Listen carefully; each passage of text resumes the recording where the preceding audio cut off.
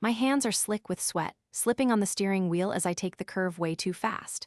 The headlights slice through the pouring rain, showing nothing but this dark, tree-lined road and the twin red eyes of his taillights up ahead. I can't lose him. I can't. My phone buzzes violently on the passenger seat, lighting up the dark cabin with his name, Julian. Again, I ignore it, my foot pressing the accelerator harder, the engine whining in protest. Where is he going? He told me he was working late. He swore it. I'm Luna. I'm 32 and I've been married to Julian for 4 years. And right now I'm following my husband through a storm to a part of town I've never seen because an hour ago a notification popped up on our shared cloud account. A photo uploaded from his phone. A photo of a handwritten address, 17 Ridgecrest Lane, with a little heart next to it. My heart didn't sink, it just vanished. Poof. Gone. Replaced by this icy, electric hum in my veins, so I got in my car. I waited outside his office, and when he left, heading the opposite direction of our home, I followed. The tail lights ahead signal a right turn. My wipers are on full blast, thumping back and forth like the frantic rhythm of my pulse. Ridgecrest Lane, this is it. It's a secluded, upscale neighborhood, the kind with big houses set far back from the road, gates and hedges hiding their secrets. His car slows, then turns into a long, winding driveway. I drive past, my headlights off, and pull over onto the muddy shoulder 100 yards down. The rain is a roar on the roof. I kill the engine. The silence is sudden and deafening, broken only by the hammering rain and the sound of my own ragged breathing. I can't just sit here. I have to see. I fumble for the door handle, step out into the downpour, and am instantly soaked. I don't care. I creep back along the road, staying close to the dripping hedges, my sneakers sinking into the soft earth. The house is a modern 2-story, all glass and dark wood. Lights are on downstairs. Julian's car is parked in the circle drive, empty. He's already inside. My teeth are chattering, but not from the cold. I move closer, darting from the shadow of one tree to another until I'm at the edge of the property, looking into a large, lit living room. And there he is, Julian, my Julian. He's standing by a fireplace, holding a glass of wine. He's smiling. He's relaxed. He's home. And then she walks into the frame. She's young, maybe mid-20s. She's wearing one of his old college sweatshirts, the one I've been looking for. She walks up to him, wraps her arms around his waist, and rests her head on his chest. He kisses the top of her head. It's a gesture so familiar, so intimate, it punches the air right out of my lungs. I stagger back a step, my hand flying to my mouth to stifle the sob that claws its way up my throat. This isn't a business meeting. This isn't a client. This is a life. A whole other life he's been living. I watch, frozen, as they move to a sofa. She curls into his side. He's talking, gesturing with his free hand. He looks happy. He looks like the man I fell in love with, the man I thought came home to me every night. The betrayal isn't a sharp knife. It's a slow, spreading stain, seeping into everything I thought was real. Our marriage, our plans for a family, the way he'd hold me when I had a bad day, was any of it true? Or was I just the placeholder, the safe, steady wife he came home to when he was done playing house over here? A new, more terrifying thought cuts through the haze of pain. The photo of the address, it was uploaded to shared account. The one we use for grocery lists and vacation ideas. Did he mean to send it to her? Or, oh God, or did he want me to see it? My phone vibrates in my pocket, a dull buzz against my thigh. I don't need to look to know it's him. He knows I track our shared photos. He knows I saw it. This wasn't an accident. He led me here. But why? To hurt me? To force a confrontation? As if on cue, Julian pulls out his phone. He looks at the screen, then out the window, directly into the darkness where I'm standing. He can't possibly see me. The rain, the night, the distance, but he looks right at my hiding spot. And he doesn't look surprised. He looks resigned. Then he says something to the girl. She sits up, frowning. He stands, walks toward the large glass sliding door. He's coming outside. Panic, pure and metallic, floods my mouth. I turn and run, my feet slipping in the mud, branches snagging my jacket. I don't look back. I just run for my car, for the safety of the locked doors and the engine that can take me away from here. I have to get out. I have to think. But all I can think is that the man I love didn't just betray me. He set a trap. And I walked right into it. The engine roars to life, and I slam the car into drive, my tires spinning uselessly in the mud for one heart-stopping second before they catch.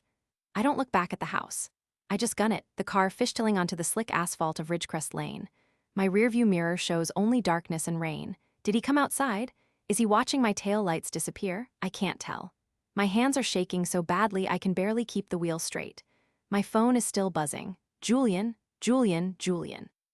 It's a heartbeat on the screen. I finally snatch it up, my voice a ragged, breathless thing. What? Luna. His voice is calm, too calm. It's the voice he uses for difficult clients, not for his wife he just caught spying. Where are you? Where am I? A hysterical laugh bubbles up. I'm leaving the lovely little love nest at 17 Ridgecrest Lane. Julian, who is she? There's a pause. I can hear rain in the background on his end too. He's outside. It's not what you think. Oh, really? Because it looked exactly like what I think. It looked like you have a whole other girlfriend you come home to, in a house I didn't know about. I'm screaming now, tears mixing with the rain on my face. Luna, please pull over, just pull over somewhere safe and let me explain. Explain what? How you've been lying to me for. For how long, Julian? Months? A year? My mind is racing, sifting through every late night, every business trip, every time he seemed distracted. It all slots into place with a sickening clarity. It's not a girlfriend, he says, and his voice cracks. It's the first real emotion I've heard, and it stops my racing thoughts cold. He sounds scared. Luna, you have to believe me. I need you to trust me right now. Please, just tell me where you are. I'll come to you. The raw plea in his voice is confusing. It clashes violently with the image of him holding that girl. Why? So you can lie to my face in person. You wanted me to find this, didn't you? You uploaded that address. You led me here. Why would you do that? Another pause, longer this time. The road ahead is dark, leading back toward the main highway. I need to go home. I need to pack. I need to think. But his silence is a black hole pulling at me. Because I couldn't tell you, he whispers. And I couldn't keep living it. I needed you to see. See what? That you're a cheater? Her name is Chloe, he says, the words rushing out. She's my sister. The world tilts. My foot slips off the accelerator for a second. What? You don't have a sister? I do. His voice is thick. She's my half-sister. My mother had her a year before she met my father. She gave her up for adoption. I only found out about her 6 months ago. My mind is reeling. Vivian, his perfect, controlling socialite mother, a secret child, it's impossible. It's the kind of scandal she'd bury at any cost. You're lying. This is a sick, twisted lie to cover your affair. It's the truth. My mother found out I was looking for her. She's been managing the situation. She set Chloe up in that house. She pays for everything, to keep her quiet, to keep her close, to control the narrative. The pieces start to click, but they form a picture even more horrifying than an affair. And you, what's your part? You just go over there and play happy family. Why keep it from me? Because my mother said she'd destroy her. He shouts, the calm finally shattering. She'd cut her off, discredit her, make her life hell. And she'd ruin me, Luna. She'd pull every cent from the business. She'd tell the board I'm unstable. You know what she's capable of. I was trying to protect her, and I was trying to protect us. The betrayal shifts, deepens. He's been living a double life, but not for lust, for fear. He's been paying for this secret with our trust, with our marriage. Every time he left our bed to go play protective big brother under his mother's thumb, he chose her. He chose Vivian's twisted game over being honest with me. You should have told me, I say, my voice hollow. We're supposed to be a team. You let me think you were cheating. You let me follow you here and break my own heart. I know. God, I know. I'm so sorry. Please let me fix this. Let me explain everything. A new thought, cold and sharp, cuts through the confusion. The photo. You uploaded it to our shared account. You didn't want me to just find out, Julian. You wanted a witness. You wanted someone else to know about Chloe in case something happened to you. You used me as an insurance policy. His silence is all the confirmation I need. The final, devastating betrayal. I wasn't his partner. I was his contingency plan. Headlights appear in my rearview mirror. Brights. Coming up fast. Too fast for this winding road. Luna, are you still on Ridgecrest? Julian's voice is urgent, panicked. I'm almost to the main road. Don't go home, he says quickly. Do you understand? Do not go to our house. The car behind me is right on my bumper now, blinding me in the mirror. It's a dark SUV. It wasn't there a minute ago. Why? I whisper, a new fear, colder than any before, icing my veins. Because my mother knows, you know, she has someone watching the house. She knows you followed me. If you go home, she'll... The SUV pulls into the oncoming lane, accelerating to draw up beside me. The passenger window is down. I can't see the driver's face, just a dark silhouette. Luna, Julian's voice is faint in my ear. Luna, what's happening? The SUV matches my speed. The silhouette turns its head. I see the glint of eyes. Then it starts to edge closer, its massive front fender drifting toward my driver's side door. He's trying to run me off the road. Julian, I scream, dropping the phone and wrenching the wheel to the right. My tires screech, skirting the muddy shoulder. The SUV pulls ahead, then cuts sharply in front of me, its brake lights flashing red like demon eyes. I have no choice. I stand on the brakes. My car shudders, skids, and spins. For a second, the world is a whirl of rain and trees and blinding light. Then a jarring impact as my rear bumper slams into something solid, a guardrail. The airbag explodes in my face with a deafening bang and a smell of burnt powder. Silence, the hiss of rain, the tick of cooling metal. My ears are ringing. I'm pinned, the deflating airbag pressing against my chest. I taste blood on my lip. Through the cracked windshield, I see the SUV has stopped 100 feet ahead. Its reverse lights come on. White, bright. It's coming back for me.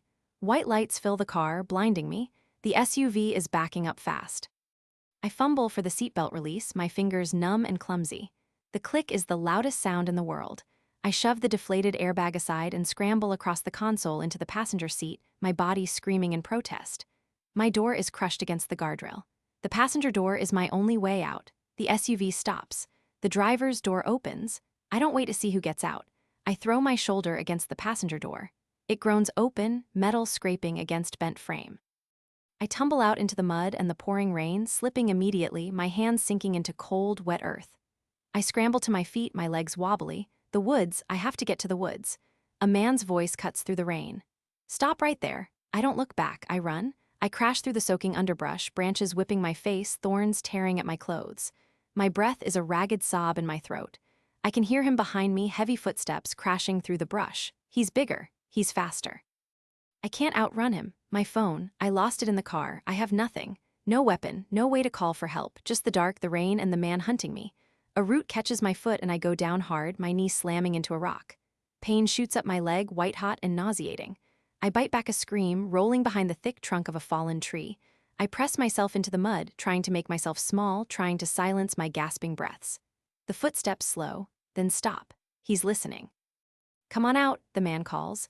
His voice is calm, professional. That's somehow worse than if he were shouting. You're just making this harder on yourself. Mrs. Kensington just wants to talk. Vivian, of course, this is her cleanup crew, her solution to the problem of me. The rain muffles everything, but I can hear him moving, methodically searching. He's between me and the road. I'm trapped. I think of Julian. Did he send them? Was his panic on the phone just another performance? No. The terror in his voice was real. He knew this would happen. He used me as a witness, and now his mother is silencing that witness. I'm not his wife right now. I'm loose ends. A beam of light sweeps over the log, inches above my head. A flashlight. He's getting closer. I have to move. I push myself up, ignoring the searing pain in my knee, and start crawling, keeping the log between me and the light. I need to circle back toward the road. Maybe I can flag down a car. It's my only chance. I move a few feet, then a few more. The light sweeps away, probing deeper into the woods. I seize the moment, lurching to my feet and breaking into a limping run, heading back the way I came. I burst out of the tree line farther down the road, maybe 50 yards from my wrecked car. The SUV is still there, its engine running, lights on. And standing by my car, looking inside, is Julian. He's alone. He's drenched, his hair plastered to his forehead, his face a mask of pure horror. He turns and his eyes find me instantly. Luna, I freeze. Is this a trick? Is the other man just behind him? He takes a step toward me, hands out. Are you hurt? My God, your face. Stay back, I scream, stumbling backward. Where is he? Where's your mother's guy? What guy? I came as fast as I could. I heard the crash over the phone. He takes another step, his eyes wide and desperate. Luna, please, Chloe's calling the police. They're on their way, you're safe. Safe.